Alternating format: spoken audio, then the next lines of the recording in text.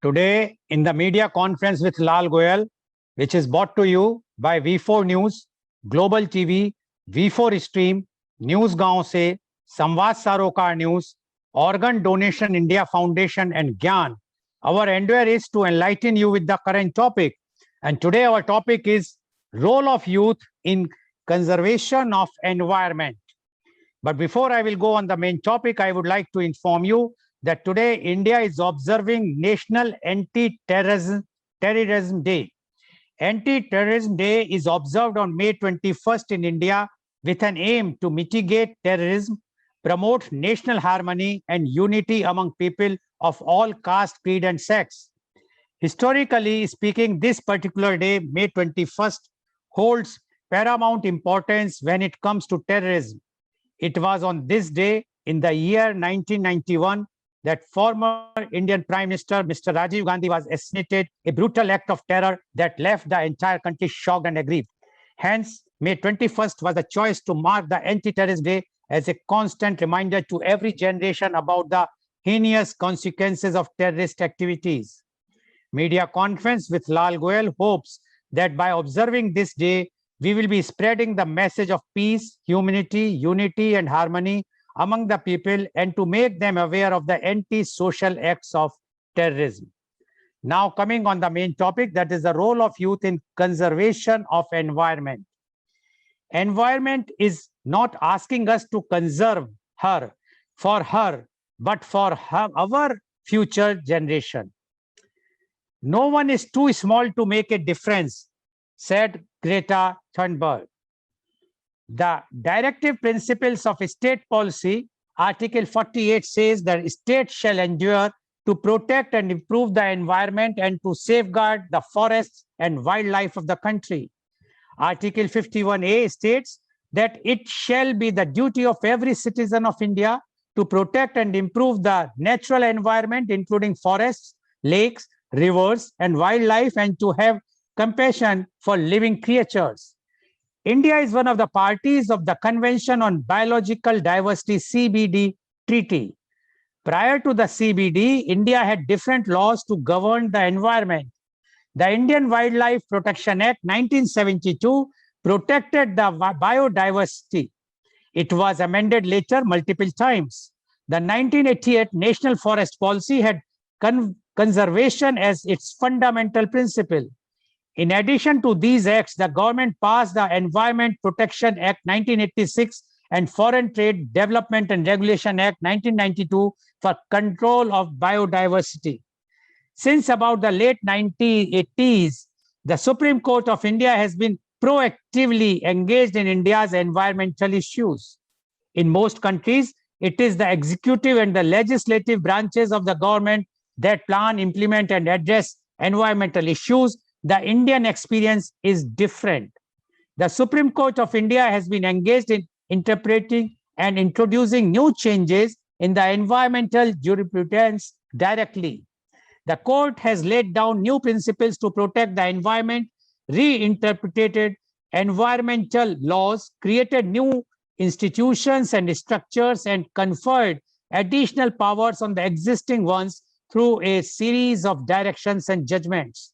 The court's directions on environmental issues goes beyond the general question of law as is usually expected from the highest court of a democratic country. The Supreme Court of India, in its order, includes executive actions and technical details of the environmental actions to be implemented. Indeed, some critics of India's Supreme Court describe the court as the Lords of Green Bench or garbage supervisor. Supporters of India's Supreme Court term these orders and the Indian bench as a pioneering, both in terms of laying down new principles of law and in delivering environmental justice. The reasons for the increasing interjection of India's Supreme Court in governance arenas are complex. A key factor has been the failure of government agencies and the state-owned enterprises in discharging their constitutional and statutory duties. This has prompted civil society groups to file public interest litigations with the courts, particularly the Supreme Court, for suitable remedies. Public interest litigation and judicial activism on environmental issues extends beyond India's Supreme Court. It includes the high courts of individual states. India's judicial activism or environmental issue has some suggest delivered positive effect to the Indian experience. Proponents claim that the Supreme Court has, though intense judicial activism, become a symbol of hope for the people of India. As a result of judicial activism, India's Supreme Court has delivered a new normative regime of rights and insisted that the Indian state cannot act arbitrarily but must act reasonably and in public interest on pain of its action being invalidated by judicial intervention. India's judicial activism on environmental issue has others suggest had adverse consequences. Public interest cases are repeatedly filed to block infrastructure projects aimed at solving environmental issues in India, such as but not limiting to waterworks, expressways, land acquisition for projects, and electricity power generation projects. The litigation routinely delays such projects, often for years, whilst rampant pollution continues in India and tens of thousands die from the unintended efforts of pollution.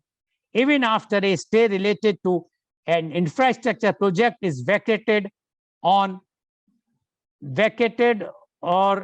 a court order gives a green light to certain projects, new issues become grounds for court notices and new public interest litigation. Judicial activism in India has in several key cases found state-directed economic development ineffective and a failure, then interpreted laws and issued directives that encourage greater competition and free market to reduce environmental pollution. In other cases, the interpretations and directives have preserved industry protection, labor practices, and highly polluting state-owned companies detrimental to environmental quality of India. Proactive measures should be taken to conserve the depleting environment. Human existence is quite impossible without the presence of a healthy ecosystem. Our environment comprises of all living and non-living components and their interactions within a natural habitat. Environmental conservation has become one of the core issues that need to be addressed to battle climate change and global warming. Sustainable development is the need of the hour, which can save the Mother Earth from the repercussions of industrialization. As we saw in the past, there are many more rules, laws, conventions are made for protecting the environment, but there is no effective implementation. For this implementation, youth play a vital role. Young people constitute a large part of the world's population, and young people will have to live longer with the consequences of current environmental decisions than will their elders. Future generations will also be affected by these decisions and the extent to which they have addressed concerns such as the depletion of resources, biodiversity losses, and long-lived radioactive wastes. Young people can play an active role in protecting and improving the environment. They can change their lifestyle and how it affects the environment. They can make their homes, schools, and youth organizations more environmentally friendly by adopting environmentally friendly practices, recycling of different materials, as well as preserving resources such as water and electricity. Engaging youth in environmental protection not only creates direct impact on changing youth behaviors and attitudes, but possibly influence their parents, relatives, and families. Youth are backbone of the nation. They can change the future of the society with their well-being and encourageous behavior. The environment is simply defined as our surrounding, including both living and non-living things, and youth are the young people. Environmental protection is a broad subject. Environmental problems are rising day by day, and everyone is concerned about global warming and climate change as globally, but local and national environmental problems are less concerned. Protecting the environment starts with pollution control. Therefore, youth can help reduce waste by paying attention to minor details in their daily lives. For example, not to take extra plastic bags when they go shopping. By applying the greening knowledge at home and schools, they can help to make city a greener city. Discarding computers, electrical appliances, and rechargeable batteries can seriously harm the environment. Youth role is to implement recycling program for used computers and electrical appliances. They can arrange for collection services. There are also many collection points for recycling of rechargeable batteries, so do not simply throw them away. Youth have a role to play in environmental and conservation efforts that will improve livelihood. Ms. Sumeria Abdul Ali of Awaz Foundation, the renowned environmentalist, she was on media conference with Lal Goyal recently, and she mentioned how she highlighted sand mining issue, which was now become an issue of global concern. It was first reported by her to the authorities after she noticed sand being illegal mined from Kheem Beach in 2004, from where she was physically attacked during a sand mining site inspection. She is also in forefront for curb on noise pollution.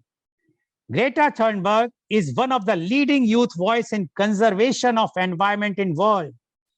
Lisipriya Kanjugam is a child environmentalist activist from India. She is one of the youngest climate activists globally and has addressed world leaders at the United Nations Climate Change Conference 2019 COP25 in Madrid, Spain, asking them to take immediate climate action. Lisipriya has been campaigning for climate action in India since 2018 to pass new laws to curb India's high pollution levels and to make climate change literacy mandatory in school. She is 10 years old. She became active when she was 7 years old.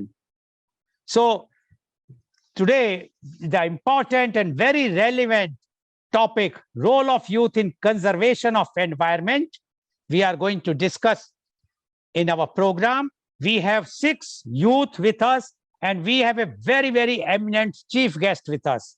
I would like to invite and introduce our chief guest today, and he is Dr. Arvind Kumar Jha, IFS. Dr. Arvind Kumar Jha, IFS, is the former Principal Chief Conservator of Forest and DG Social Forestry, Government of Maharashtra. He is of Indian Forest Services 1980 batch Maharashtra cadre. He did MSc Physics, MA Sociology, Diploma in Environmental Management, LLB and PhD in Social Sciences. He published 43 articles and 2 books. He received National E-Governance Award from Government of India for use of geoinformatics in implementation of Forest Rights Act in Maharashtra and Brandeis Award for writing on forestry. Currently a student of conservation and legal issues related to forestry, wildlife, biodiversity, environment, and tribal development. He is also a member of Bar Council of Maharashtra and Goa. Welcome, Dr. Jha, on our show. Dr. Jha, as you know, today people are talking about environment. At least pre-COVID time, the environment was a very, very big issue. Right now, we can say for last about 15 months, we are busy with the COVID. But we have seen even during the COVID that pre-COVID time, pollution was a big problem. During the lockdown, we saw clean beaches, greeneries, the birds singing, all those things have changed. But we know that once again the lockdown will be opened and unlocking will start, the same condition, rather the worst condition of the pre-COVID era will come. Now, we would like to know from you the role of youth in conservation of environment. Dr. Arvind Kumar Jha, please. Namaskar. Today is a very important day, not just because yesterday was a World Bee Day, that also most of you must be knowing. And tomorrow is the International Day for Biological Diversity. So we are between the World Bee Day, which is a very important representative of the biological diversity. And we are moving on to the International Day for Biodiversity tomorrow. And today also is the National Endangered Species Day, which is celebrated every third Friday in May every year. So that's a very interesting kind of a situation, I must say, that is there when we are talking of the placement of this particular subject on the media conference. So I welcome all of you to this very important topic, and I'd like to not just share with you my knowledge or whatever I have, but also learn from you people, because the youngsters have a lot of new perspectives about many things. Every new generation is said to be better than the previous ones. And although Lal Goyal Saab said that the youngsters are going to live longer than the oldies, but I must say that the oldies also, they would like to live a healthier life, whatever be their age. And for that, environment becomes very important. It has already been defined by Goyal Saab, the topic and the subject and the term environment. And obviously, environment in general, we can say that it's the total natural world, which has biotic as well as abiotic factors. Both of them come into play when we talk of environment, and we also are a part of the same. Let us not take an anthropogenic view completely. It's very important to understand that we are a part of nature. And once we think of that, and once we come down a bit from our generally felt position of being the master of everything in this world, I think we'll be better off, both socially and also environmentally. The term conservation has been used. Let me be a bit master guru-like, because there are very few, there are some subjects which are not very clearly understood or not very clearly sort of propagated. You see, conservation, normally we talk about in the common sense that, okay, conservation means protection. But it is not just protection. Conservation is protection plus sustainable utilization.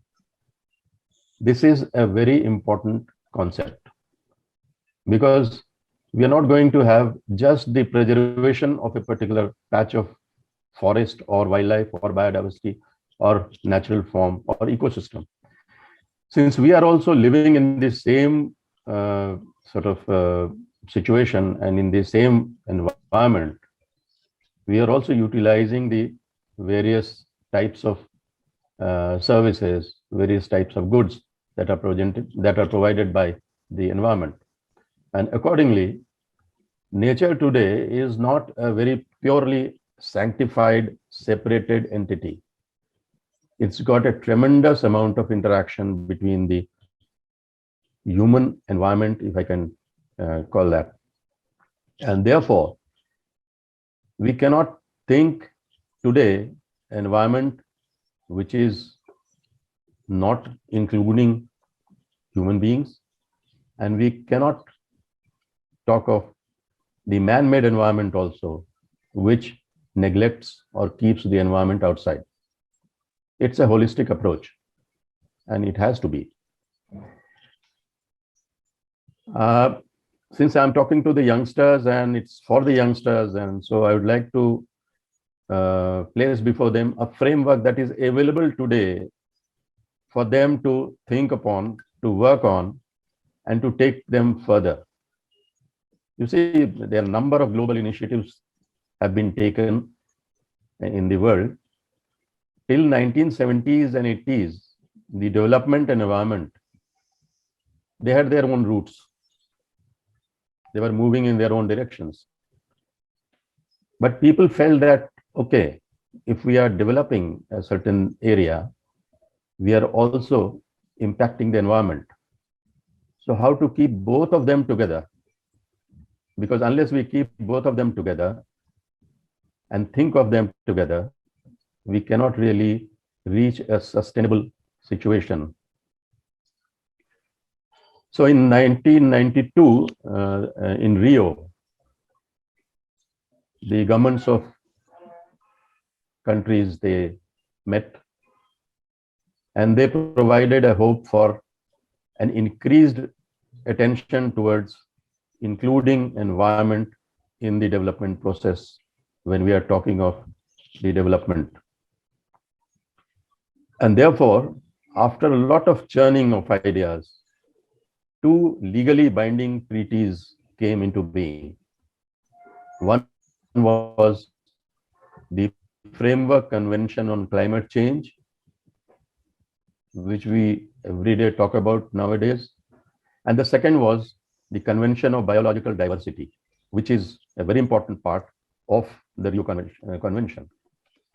But there were certain non-binding general principles also which were brought out during this convention. And they basically were regarding forest management, a blueprint for sustainable development, and Agenda 21.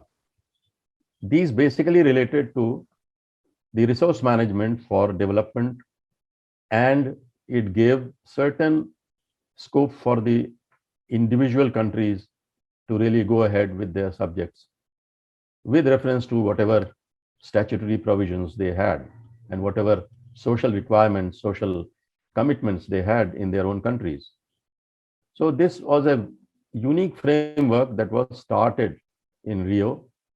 And after that, a number of meetings were held, number of protocols came up, and they all related to environment. For example, the greenhouse gas emission to be reduced, that was decided during Kyoto Protocol, where it was decided that the 1990 levels of the greenhouse gas would be reduced by 5% by 2012. 38 countries, they signed and agreed on it. Similarly, addressing persistent chemicals, as was pointed out, which are polluting agents, that was addressed in Montreal. And therefore, the worst chemical contaminants were asked to be stopped so far as their production was concerned, like DDT. Then in Montreal, another very important aspect was the controlling and keeping within limits the production and consumption of ozone depleting substances. You see, ozone layer is just like an umbrella, which is saving us from the ultraviolet rays from the sun. And scientists found that there were holes appearing in that because we were polluting the atmosphere to such an extent that it was difficult for the ozone layer also to really sustain itself. And therefore, the production of CFCs, halogens, methyl bromide, all that was asked to be limited. 136 states, they immediately agreed on that. So you see, there has been a very good initiative taken at the global level also. And not only that, one important part is the water shortage, because we are using water very, very carelessly. And not just in households, but even in irrigation, we are over-irrigating. We are also using wrong crops at wrong places. Like you will find, for example, in Maharashtra, the central part of Maharashtra, which was growing, which was never growing sugarcane and which had deficit of water, we are growing a lot of sugarcane there. And we are depleting water from this area. So these are long-term effects that are going to come up. And another aspect is the hazardous wastes and their disposal. About that also in 1997, the United Nations Convention brought in rules and regulations. And the latest is the UN Decade of Ecosystem Restoration. Somehow the world, including our country, we have all felt that we have disturbed the nature quite a bit.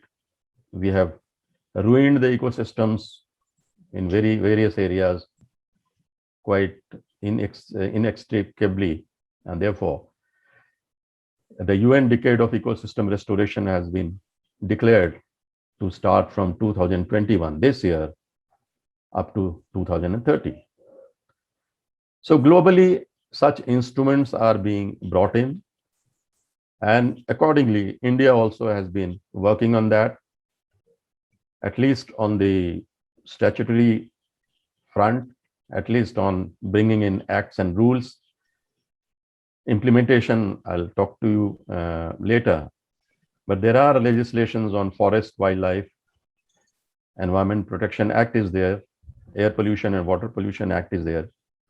And over time, we have not just kept ourselves confined to acts and rules which were supposed to control things, but we have also brought into the statutory framework certain acts which are socially inclined, socially oriented.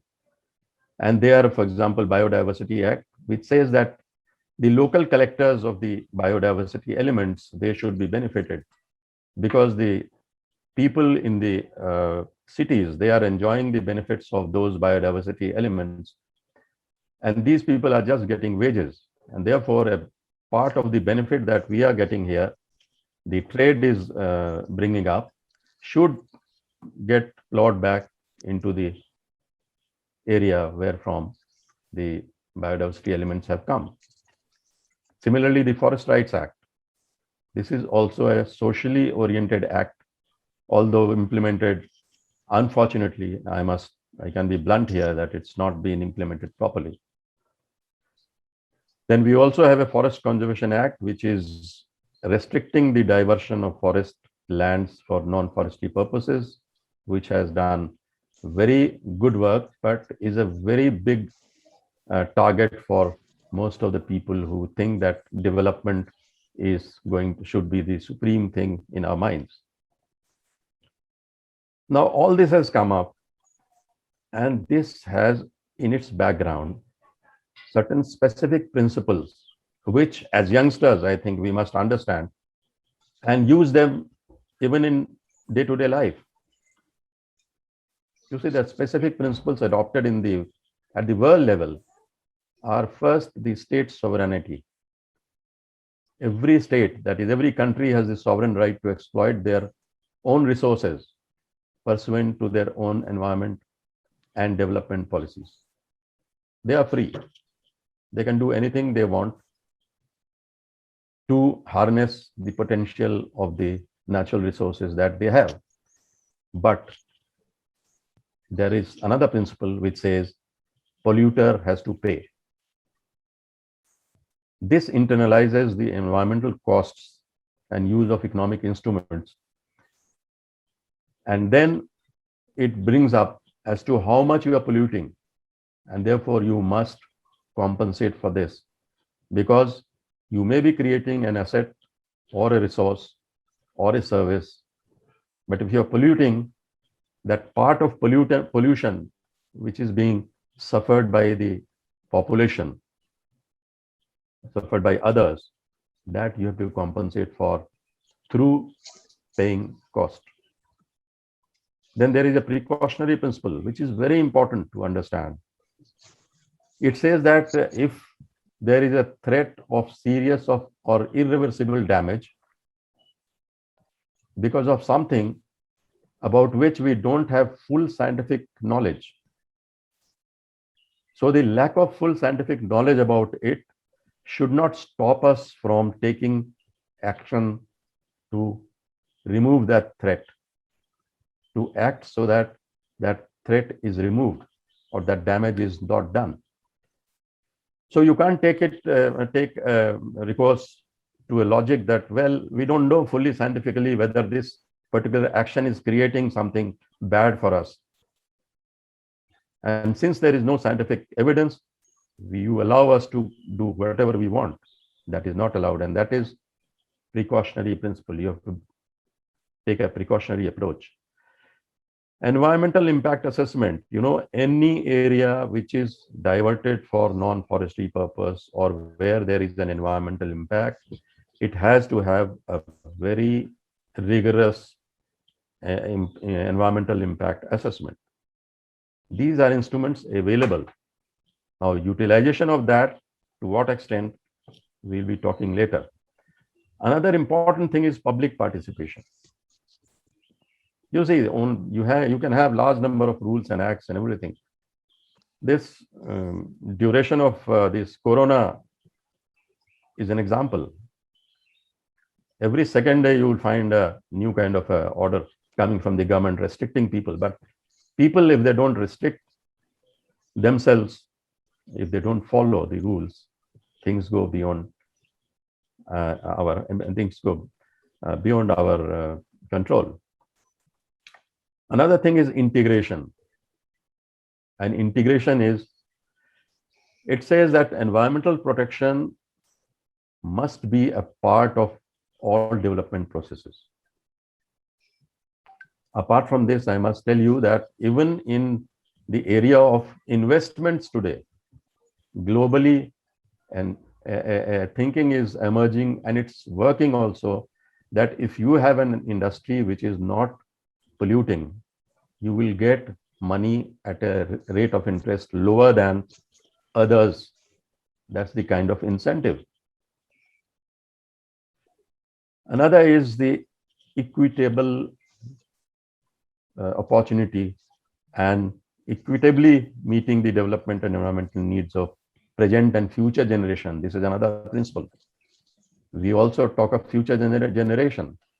It's not that today we do a thing and leave it for the next generation to suffer the consequences.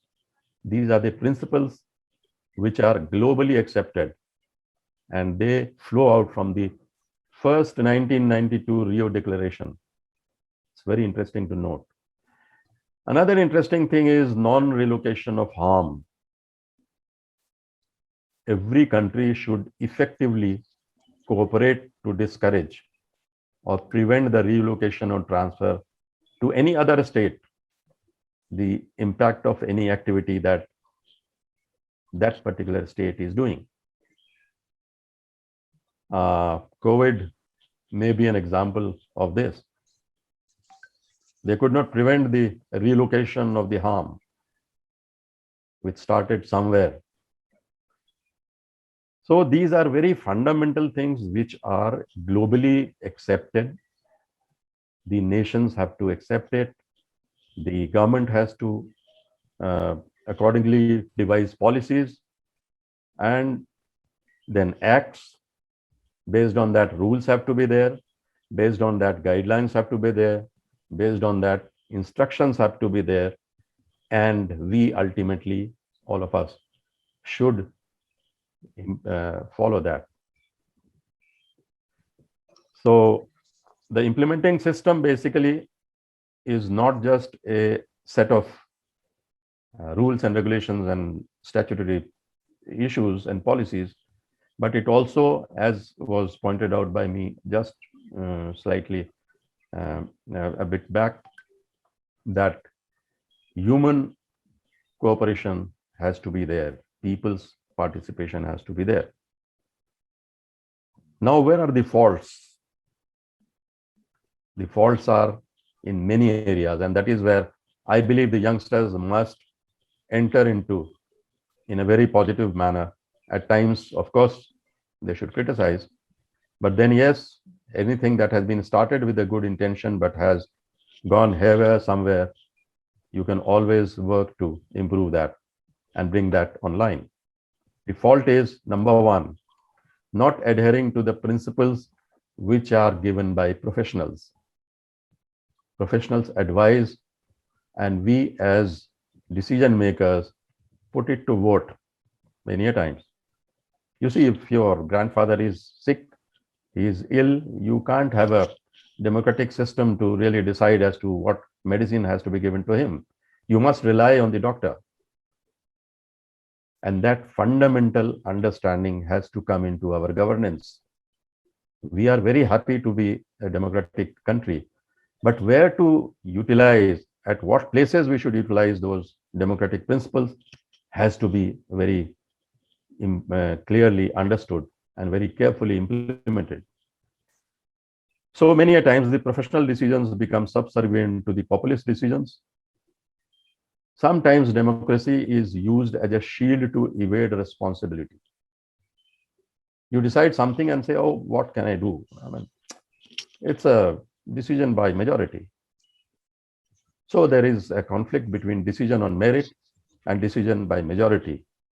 And this aspect is very crucial when we talk of environmental conservation, because there are always two sides to it. Some people would say, no, development is the thing that we should pursue. And a bit of environment damage, okay, we'll plant 10 trees. But let us understand, my young friends, planting 10 trees does not amount to planting a forest. Or planting lakhs of trees also is never going to be equal to a forest as such. Because a forest has a very complex ecosystem which has large number of variety of biodiversity elements. It does provide ecological services which cannot just be performed by a simple plantation. But we are very happy with saying with a thought that we have planted 1 lakh trees. Then another problem is spreading biased information, which is another big thing we are sort of experiencing every day, and especially after the social media has taken over. It has started determining everything that we think. Our ideological leanings are being modified, changed. Our scientific understandings are being modified if we get, at least they try to modify. If we get 10 WhatsApps on a particular type of issue. I'll take an example of the COVID-19 itself. See, there are two lines of thinking. One is that the virus started from a bat and it jumped into the human being through some species with which human beings are very closely interacting. Because bats, we are not really interacting every day or very closely. This is one way. You see, viruses have jumped from their ecosystems into human beings earlier also. But the point is when and how they jump and why they should be allowed to jump. You see, nature has a very disciplined kind of a system identity. Every ecological system, you see, it maintains its integrity and it has an interface with another ecological system also. And that interface, if that interface is violated because of human intervention, then it becomes a bridge for the virus to jump into the social space which we occupy. And that sort of impacts the whole humanity, in fact. And you see, you can understand, I don't have to really tell you as to how we all are suffering on this count. Another aspect is non-compliance of principles. I told you about certain principles. Now, if we don't comply with those principles, for example, if we don't control the placement of bad impact of some research in our country going to some other country and creating havoc, we are violating the principles laid down under Rio. But the impacts are now global, worldwide. So SARS, of course, has a zoonotic source, but there are other there are examples where we have tried to modify those as per our own interest. We have been modifying genes. We are trying to play with the DNA. And ultimately, there is also a theory here propagating that these scientists, they brought together at least 4 or 5 of viruses and tried to create a new one, which could be used as a biological weapon. Now, this is where we have really violated the sanctity of environment. And we have violated at the smallest particle, actually smallest thing. I'm not discussing how we have violated the habitats of tigers and various other animals which were endangered some time back, and we had to work very hard to bring some of them back to a better position in the ecological framework.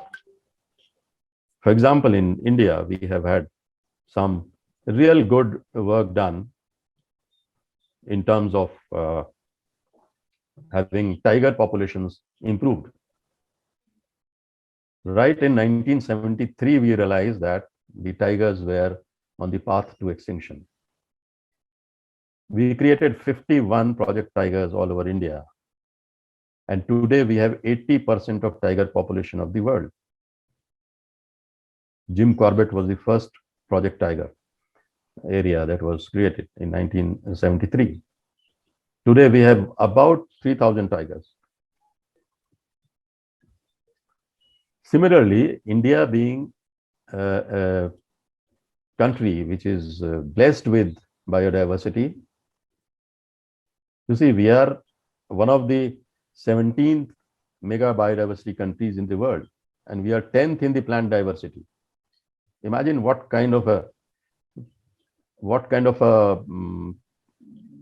material we have, what kind of treasure we have, and every vegetation has a medical use. Every plant has a medical use, and there are many plants and there are many species which we have not really looked into and found as to what kind of use it can be put to so far as human beings' furtherance of good health and life is concerned. Every food that we eat, it has its mother in the forest. Mother plants are in the forest areas. Tomorrow, if your special varieties that has been brought up because of a lot of research by the agriculture scientists, if that gets wiped off because of some pesticide or some insect, you will have to go to the forest to take one plant of rice, the wild rice. You can go and have the one plant of any species that we are using today for sustaining ourselves or what we are eating today. Everything has a bank. It's a bank there. And that becomes very important when you talk of food security of the world. So that is your bank, and you have to keep that intact. So development or no development, if you remove all that forest, if you remove all that biodiversity, if you kill that biodiversity treasure, it will be to the peril of the human beings. So this much is what I basically wanted to tell you about the background and the systems and the implementing system that we have, certain examples, but then how to go about it for the youngsters. Let me be a bit of Dr. Jha, if you won't mind, we Another will two. take it in the next round another 2 minutes. because 2 now minutes. okay. Just 2 please. minutes. Yeah. Okay. So we have to feel as a part of nature and not its master. You have to practice what you preach and not why, and vice versa. You must consume less, waste less, recycle, reuse. And the latest thing is spiritual ecology. at the world level, which I'll be talking about in the next part, as Mr. Goyal said. I'll take up just 2 minutes on spiritual ecology after all of you talk about the various aspects of environmental conservation. Thank you. Thank you very much, Dr. Jha, for giving such a descriptive thing about the conservation of environment. I'm sure that all our viewers who are, all the youth who are participating, as well as who are viewing our show, are going to be benefited, enriched by the knowledge what Dr. Jha has imparted. Thank you very much, Dr. Jha, for giving your such a, I must say, such a knowledgeable talk today, so that people have got a clear conception about the conservation of environment.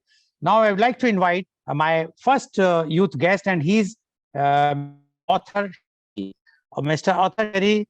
You have heard our chief guest, Dr. Jha. Mr. Sherry, are you there? Yes, Yeah. I'm here. So Yeah. you have already heard our you have already heard our chief guest, Dr. Arvind Kumar Jha. Now we would like to know from you the role of youth in conservation of environment. Author Sherry, please.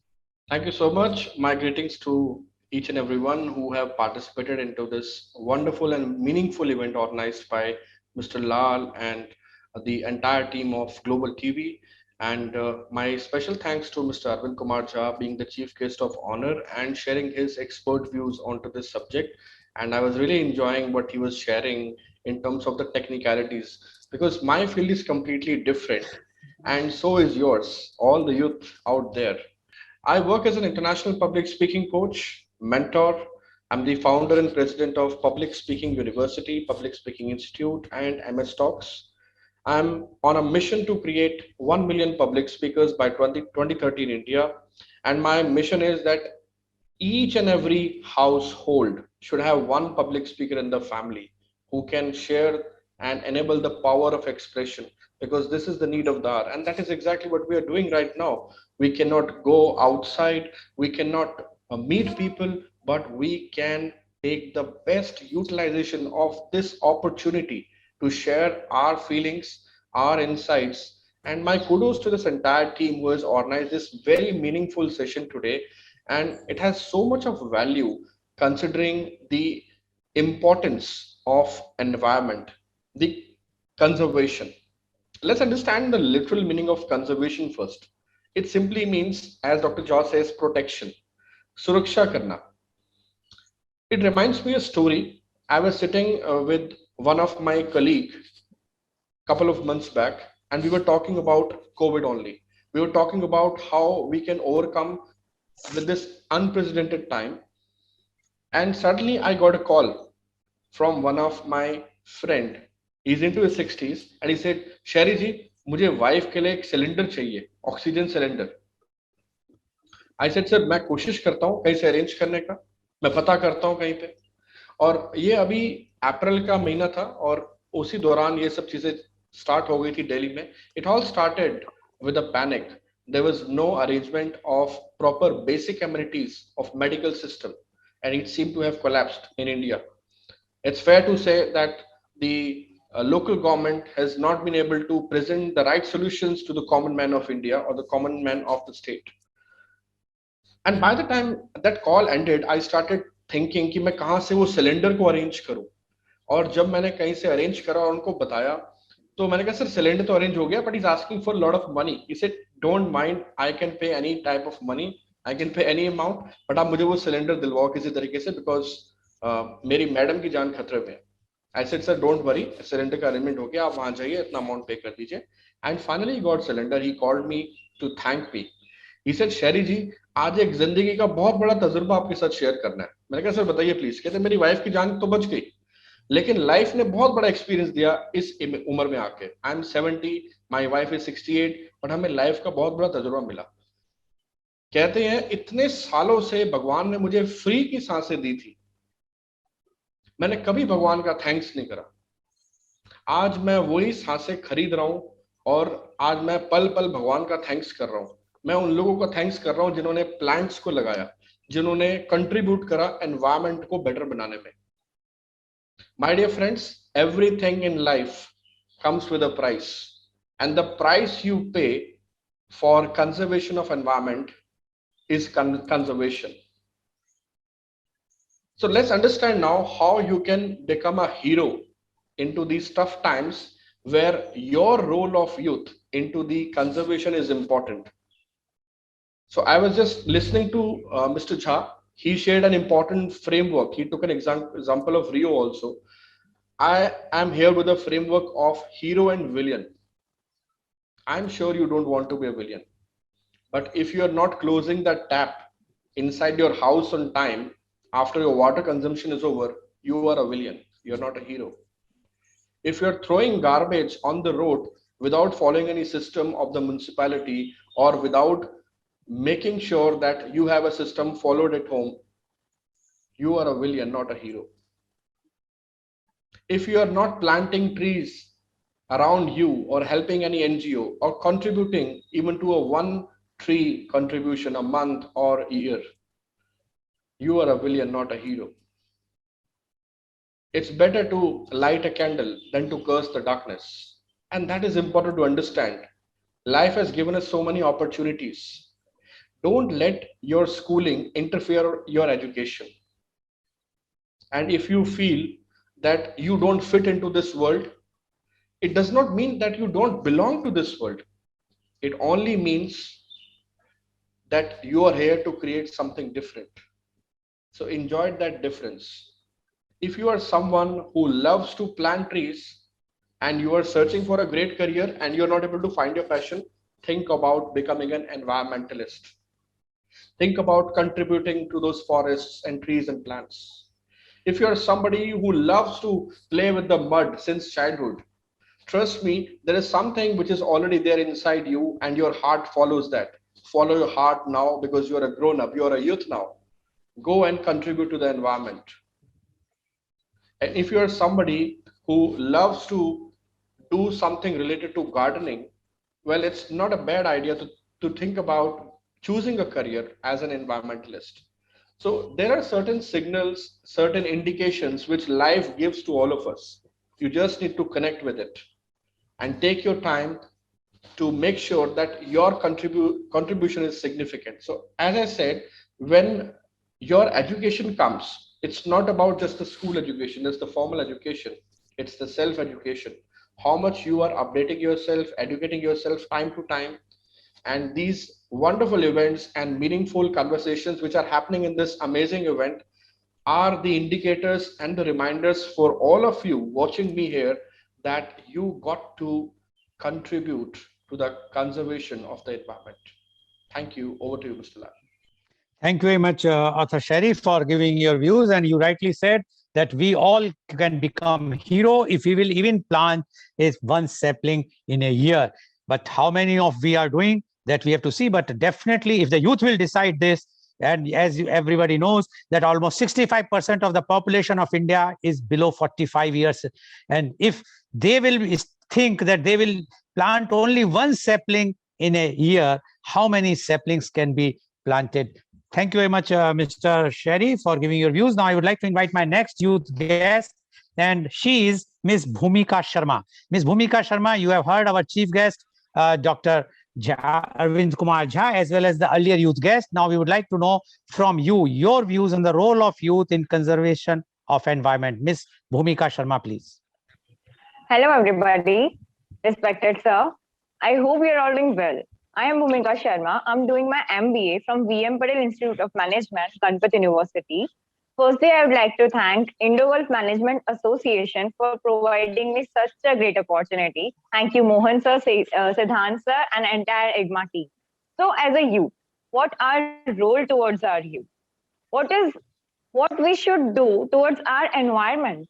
Nature is essentially characterized as an encompassing of includes both living and non-living, and youth are the youngsters.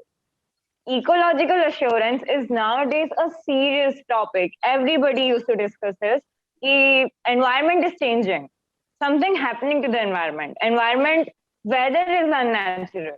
As we know, the storm that has passed recently, everybody is discussing this internationally. But we are just unconcerned about the nearby things. that happening around us. We are polluting so much around us. I believe securing nature begins with the contamination control in this manner. Youth can help by demonizing and focusing on the minor subtleties. As the Goel sir had earlier said, by not taking extra plastic bags, we can protect our environment. Young population is a youth of this. And the young people will have lived longer with the consequences and the decisions that we take towards our environment.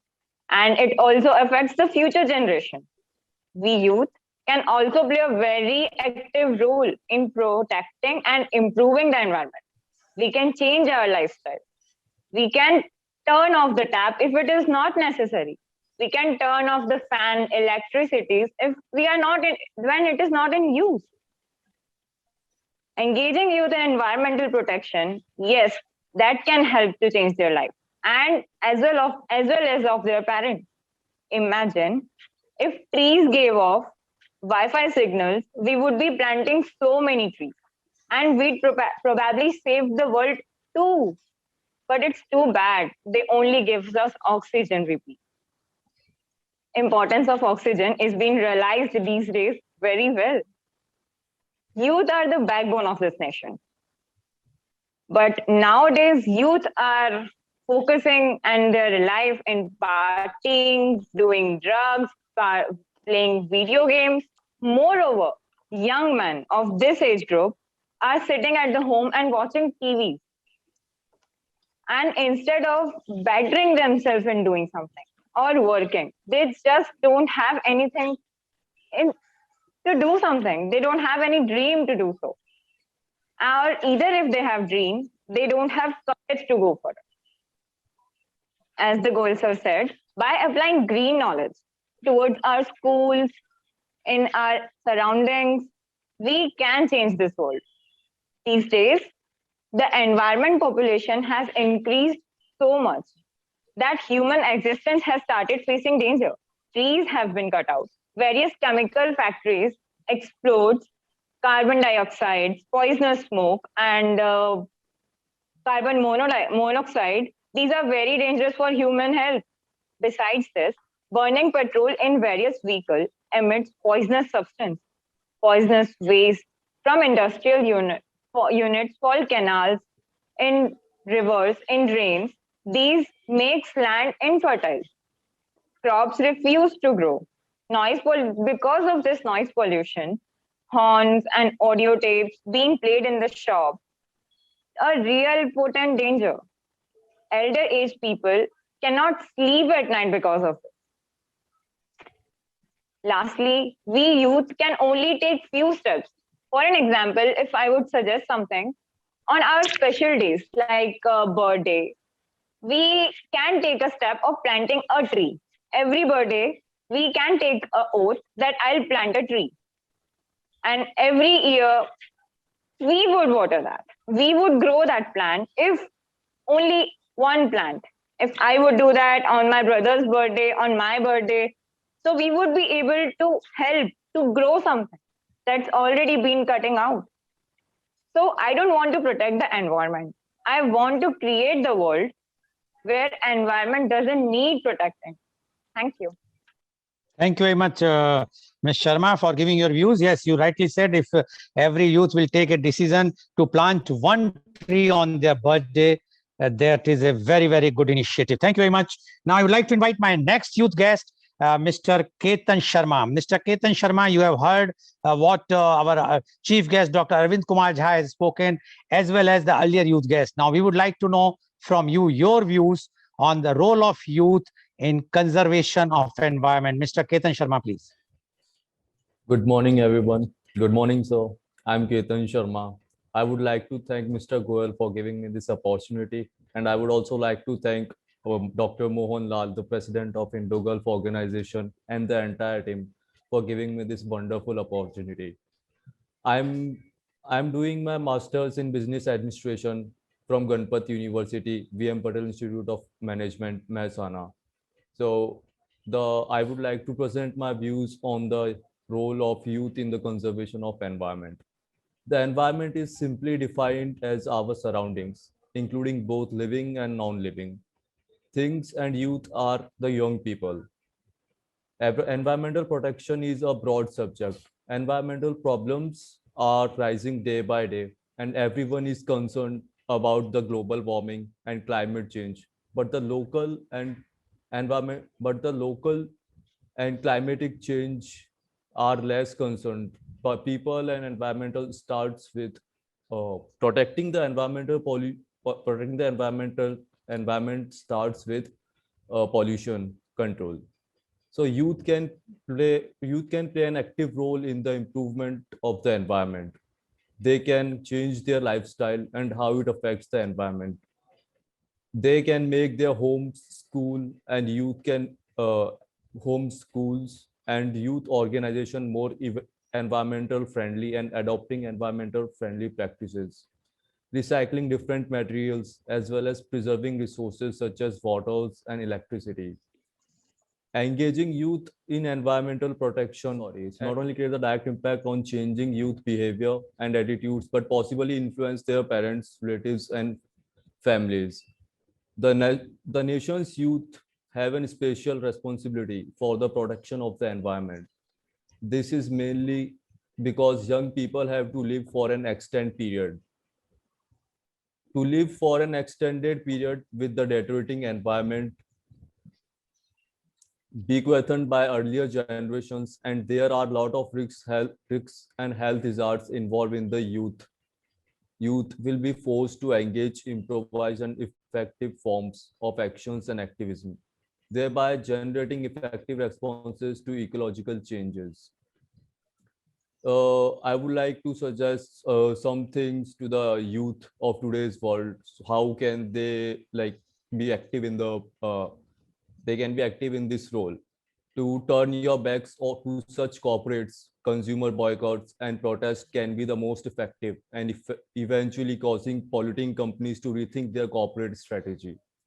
Apart from having a greater stake in more distant future, young people are properly poised to promote environmental awareness simply because they often have better access to information about the environment that the elders. The youth have lived all their lives in the era in which environmental issues have loomed large.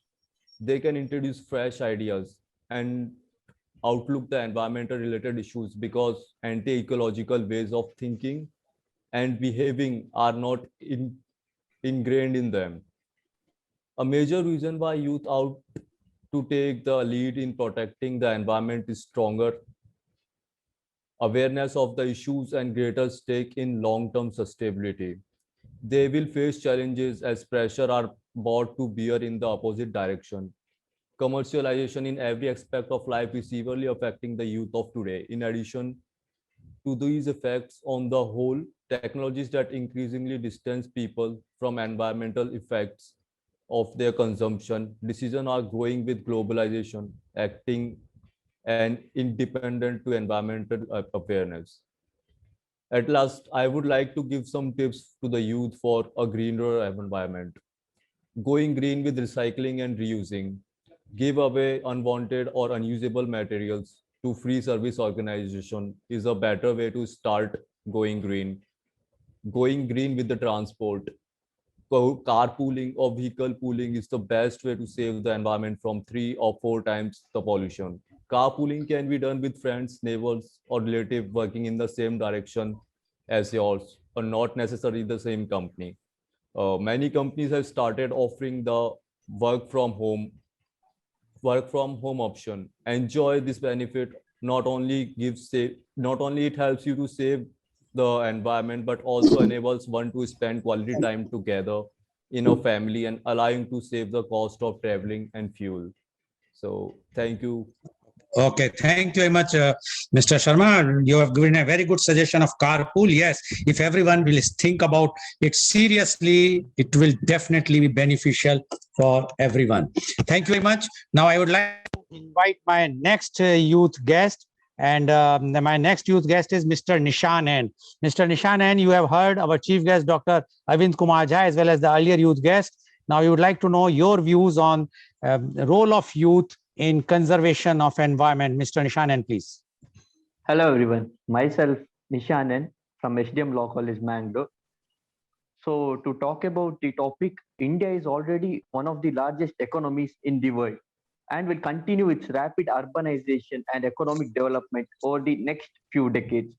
Like all other countries, India needs to find a way to ensure energy and environment sustainability without compromising its economic and social development. Despite India's strong policy framework and some successes, environmental degradation has not been arrested on a large scale. By 2030, India is likely to have a GDP of $4 trillion and population of 1.5 billion. In order to make this dream of a green, prosperous India come true, country will have to rely on its own most valuable asset, that is youth. Global issues are not solved within the four walls of scientific laboratory. They need to be brought to the knowledge of an average individual. And informing youth is the best way to begin. Many of the best ideas come from young minds. The Indian youth is and must be the builder of a new society. Currently, 42% of the Indian population is aged between 15 to 35 years, and in next 30 years, it will figure up to 55% mark. The participation of youth in environmental protection can be sought at levels and locations ranging from grassroots activism and participation in conservation projects to policy making bodies and NGOs. The role of youth can be institutionalized in policy making through advisory bodies such as youth councils. Many national governments have ministries or departments with youth affairs as a part of their portfolio, though such offices tend to view youth as a population to be addressed by public policy. Often youth affairs is a part of education ministry rather than resources to be tapped for participation in policy making in variety of areas, including the environment. The government also has some duties which it should undertake in order to strengthen participation of youth in the protection, preservation, improvement of the environment. Integration of the environmental education and training into education program is one of them. Emphasis should be given to environmental education in school curriculum. In addition to this, some more initiatives need to be taken by schools so that young minds get interacted and think about environment. A campaign by school students for the students, Say No to Crackers, was launched in Delhi some years back, anticipating the possibility of load shedding. In summer of 2007, then young green entrepreneurs in Mumbai embarked in a Mumbai campaign named as I Will and Mumbai Will. These activities were initiated to educate and motivate the consumers to switch from over to CFL lamps with collaboration with Philips India, where Philips gave some discount to the consumers. Considering that today's youth will be the tomorrow's green entrepreneurs, we need to cultivate moral and ethical values regarding business and the environment. The establishment and design of companies without taking into account the impact that they will have on the environment is what the present generation of young green entrepreneurs must avoid. Our companies must, to a large extent, to be accountable for the pollution that they generate. We cannot continue to think as we have done until now, that the responsibility for keeping the environment healthy and free of garbage is exclusive purview of the state. It is not enough to label our packages with phrases such as let us protect the environment, recyclable container, environmentally responsible company. We must instead contribute a part of our capital along with the state to developing clean technologies. As Lal Goyal sir mentioned regarding constitutional parts, those are Part 4A, Article 51A, Fundamental Duties, casts a duty on every citizen of India to protect and improve the nature, environment, including forests and lakes, rivers, wildlife, to have compassion for living creatures. Further, Constitution of India under Part 4, Article 48A, Directive Principle of State Policy, stipulates that states shall endeavor to protect and improve the environment and to safeguard the forest and wildlife of the country. Several environment protection legislations existed even before independence of India. Some of the important legislation for environmental protection are the National Green Tribunal Act 2010, the Air Prevention and Control of Pollution Act 1981, the Water Prevention and Control of Pollution Act 1974, the Environment Protection Act 1986. There are several legislations that directly or indirectly deal with hazardous waste management.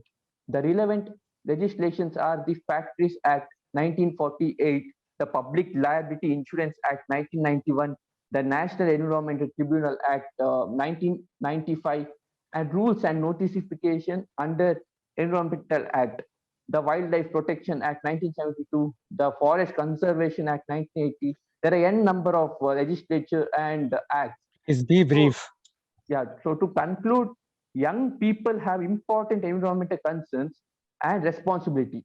I would like to say that we all need to join our hands to conserve the biodiversity so as to keep our Mother Earth alive. We must nurture the nature for a better future. As Mahatma Gandhi told, Earth provides enough to satisfy every man's need, but not every man's greed. Thank you, Lal Goyal sir, Paul sir, and Arvind sir for giving this opportunity. Thank you, everyone. Thank you very much, Mr. Nishant, for giving your views. And you rightly said, and you have rightly described about the legalities about the conservation of environment. Thank you very much. And I would like to invite my next youth guest, and he is Mr. Rajkumar Pal. Mr. Rajkumar Pal, you have heard our chief guest, Dr. Arvind Kumar Jha, as well as earlier youth guest. Now, you would like to know from you the role of youth in conservation of environment. Mr. Rajkumar Pal, please. Yes, thanks. This is Rajkumar Pal from Gujarat, and I'm working as an environment officer in one of the leading industry based in the Gujarat, that is Gujarat Fluorochemicals Limited. And very thankful to all of you that I have been given opportunity to speak and share my views and perspective on the given topics. As far as the youth is concerned, according to the World Youth Report, there has been 16% of the population over the globe has fall under the category of the youth, and almost 1.2 billion people is a youth people, and youth people has an immense power and impact to change and evolve the developmental stage in every field of the life where humanity and Mother Earth can be sustained and developed in a betterment of the future generation based. And when it's come to protection of the environment or the conservation of environment, the youth people from the globe as well as from our Indian country, like the youngest girl, Swedish environment activist, that is Greta Thunberg, you already have mentioned earlier, that she was activist in to protect the environment, and she was challenging the world leader for the change to the climate change and global warming system. And in protection of that, we all as an individual level, we have to support like this youth so that we can make ourselves better as well as for the future generations also. And like Kirit Karnath and Mr. Yadav and the earlier youth like Medha Patkar or Jis Sebastian, all they are working for the one health concept of the human health, our wildlife health, and our overall ecological health in order to well-being of the Mother Earth and to protect the whole ecosystem in a holistic manner. And they putting their efforts on the exploring the how can we make possibilities, or how can we improve the system that we can leads in a future generation, which can all can be harnessed together and live together, which is co-created by the nature mother itself. Then I would like to share my three reasons why we should need to conserve environment more than anything else in right now in 21st century. The three main reason is that the first thing is ignorance, and we are taking natural resources as a granted, because as from childhood in primary grade, I also used to take the environment subject as a optional as compared to maths, physics and science. And the same manner we are taking so granted in a casual way, and we are using the environmental resources for our benefit, for our life, for our survival, but we are ignoring it very drastic level. Why we ignoring is that because totally it is a free. the environment is never going to ask that you are giving me money or so that I can give you sunlight, I will give you water, I can give you air. And so that we are ignorant. We have no any value to this inevitable resources. So and this ignorance and the taking granted is leading the changes in the our environment, and we are suffering. We are facing already by the starting from the industrial revolution to the green revolution to the technological and other ages and revolutions. And what we have done that the second part is exploration, environmental exploration over the environment conservation in order to make our life quality of the life better, or in order to reach the demand from the population growth, or the enhance the ecological economical balance to the nations in to grow or to match the global concerns over the all the developmental stage of the human beings and all others. So we explore in a so deep manner, but ultimately we are getting our quality life quality. We can easily Please access be the. brief. Okay, sir. We are accessing the in an easy way. But what happened? We leads to the drastic change in the rise of the global temperature by the 1 degree Celsius, right in the climate change, prolongs every sessions, and that's how we have to more focused on the conservation level.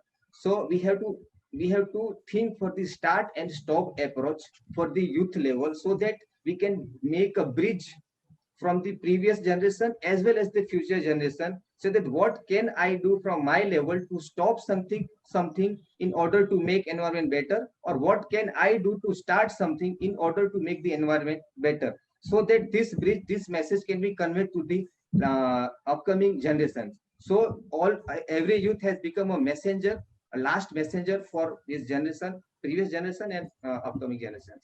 Thanks. Thank you very much, Mr. Rajkumar Pal. And you rightly said that youth can work as a bridge for the older generation and the new generation. Thank you very much. Now, I would like to invite my last but not the least youth guest, Ms. Shibana Banu Abdul Kani. Ms. Shibana, you have heard our chief guest, Dr. Arvind Kumar Jha, as well as earlier youth guest. Now, we would like to know from you the role of youth in conservation of environment. Ms. Shibana Banu Abdul Kani, please. Please be brief. Time is short. Yes, please go ahead. Please Am I unmute audible, yourself. sir? Please. Yes, please go ahead. A pleasant welcome and a fresh morning to everyone gathered here.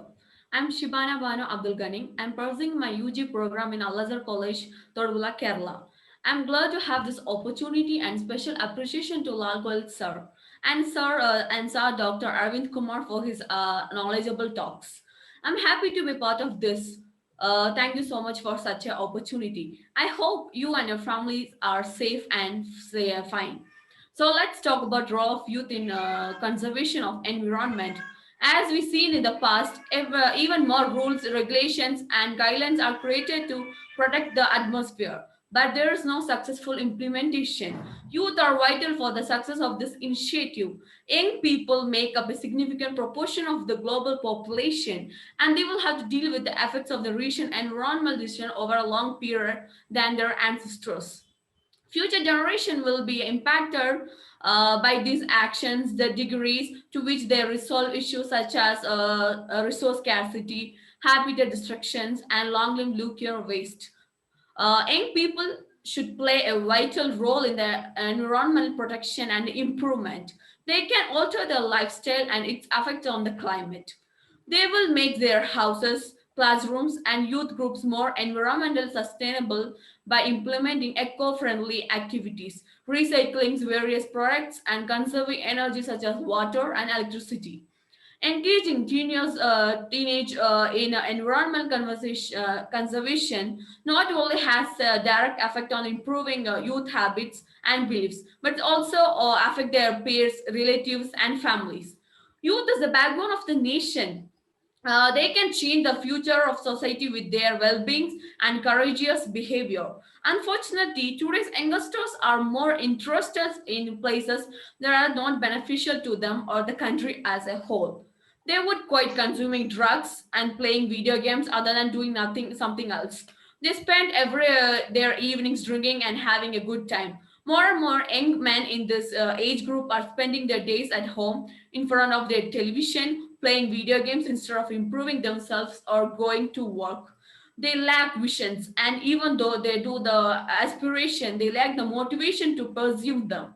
The environment is clearly described as our surroundings atmosphere, which includes both living and non-living adults, and youth or the young people. The term environment health refers to a wide range of issues. Environmental concerns are becoming more prevalent by the day, while everyone is worrying about global warming and climate change, and local and national environmental issues are receiving little attention.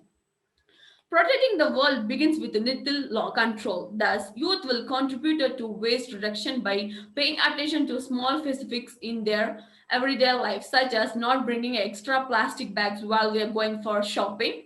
There are several other suggestions for a greener world. We will contribute the world market community, the greener city, by applying Please greening be awareness. brief. Okay, sir. By applying greening awareness at home and in schools. The earth provides all the necessary resources for human beings to survive and prosper. But as the global population grows and develops, the demand for energy and consumers goods increase. This has leads the increased population and misuse of the natural resource, causing great damage to the environment. In turn, people's health, food supplies, and livelihoods are increasing threatened. Present day youth know that is not the time to sit back and expect things to change themselves. Therefore, almost every day we hear about the new movements and the story of youth participation and ranging from deforestation, disaster management, or discouraging animal ill treatments. Engaging youth in an organized effort to Please promote conclude. environmental. Yes, sir. Therefore, it's the responsibility of everyone in checking the causes that affect the environment disaster and play a positive role in improving it. So I hope the hopes of the world rest on the young people. Thank you. Thank you very much, Ms. Shivana Banu Abdul Kani, for giving your views. Now, I would like to invite our chief guest. Time is very short, only 2 minutes. Dr. Arvind Kumar Jha for giving his concluding remarks. Thank you so much. You see, the basic thing is that we should start making a difference from our home, our surrounding, our society, our nation, and finally, our planet. That is the first thing that we can do wherever we are an environmentalist, whichever profession we are in. Second part I wanted to talk to you about is regarding spiritual ecology, which is a very silent, quiet revolution that is coming up all over the world today. Ganga, our river Ganga, has been declared as a legal person, and loco parentis has been applied to it. So the legal rights of Ganga can be asked for, can be asked for in the courts also now. You see, Bolivia and Ecuador, it has given in 2016 the rights of Mother Earth equal to humans. 11 rights have been declared in favor of Mother Earth in Bolivia in 2016. In New Zealand in 2017, the river Wanganui has been declared as a legal person. In Uttarakhand, our Ganga river has been declared as a legal person. And in Canada, 2021 orders, the Magpie River is a legal person now. So you can see the world is changing now, that the rights of these natural resources, the natural beings, they are also becoming equal to the rights of human beings, so far as right to existence is concerned, so as to right to life is concerned. Therefore, I have just one thing to say, that I have given you all the details. The platform is there, the options are there. Wherever the youth is, you can choose the best part that you are interested in and jump into it. You are a born environmentalist and you can make the change. Thank you. Thank you very much, Dr. Arvind Kumar Jha, for giving such an inspirational and motivational message to all the youth. I am sure today's program has been very, very enlightened. And one should understand, same oxygen, people are crying for the oxygen. We are getting free of cost from the nature. If we would have given that much respect to our nature, why this conditions today that oxygen is not available. Thank you very much. And I'm sure today's program is very, very enlightening and enriching, not only the youths who are participating, but the entire youth community, or even for the adults who are watching our show. And today's show has been live telecasted by V4 News, Global TV, V4 Stream, NewsGaon se Samvad Sarocar News, as well as it was shown live on Facebook and YouTube. And our endeavor is to bring to you an everyday new topic. And for last 1 week, we are doing it 2 shows, one in the evening in Hindi, that is for half an hour, where we are calling one chief guest and we are just seeing, looking the autobiography of that person. We want to know how he has reached to the top position. And today, Kal Aaj aur Kal Lal Goyal ke sang, the chief guest is Commodore Mukesh Bhargav, retired member of board, L&T Defense, Mumbai. And we will explore and know about his life, how he has started his life journey and how he has reached on the top. Thank you very much, all the youth guests. And thank you very much, our chief guest, Dr. Arvind Kumar Jha, for joining and giving such a enriching and knowledgeable information about the environment. And thank you all the viewers for watching our show.